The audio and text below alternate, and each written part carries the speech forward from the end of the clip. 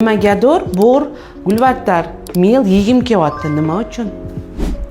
Sizda temir moddasi yetishmovchiligi, sink, kalsiy yetishmovchiligi kuzatilyapti. Ko'proq jigar, til, ismaloq yeng va молочный produktlarni ko'proq iste'mol qiling. Kun davomida 5 martadan kofe ichgim keladi. Nima sababdan? Agar kun davomida ko'p kofega ichayotgan bo'lsangiz, tortayotgan bo'lsa, sizda balkim fosfor yetishmovchiligi yoki temir yetishmovchiligi bo'lishi mumkin. Ko'proq kofega kakao moddasini qo'shing va qaynatilgan tuxum iste'mol qiling.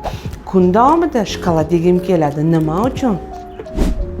Agar ko'p shokoladga tortayotgan bo'lsa, sizda magniy va triptofan moddalari yetishmovchilik bo'lishi mumkin. Ko'proq kun davomida qovoq urug'ini iste'mol qiling, grechka va banan iste'mol qiling. Tuzli mahsulotlar, chipsilar, tuzli ovqatlar yegim kelyapti. Og'zim xuddi bemazadek. Nima sababdan? Agar sho'r narsalarga tortayotgan bo'lsa, sizda kalsiy, kaliy moddalari yetishmovchiligi mumkin. Kun davomida suvni ichishni unutmang, avokado iste'mol qiling va organizmni to'yintiring. Pishiriqlar, ayniqsa oshirma xamirlardan kurasani, bulochkalar iste'mol qilishni juda ham organizm xohlayapti. Nima sababdan?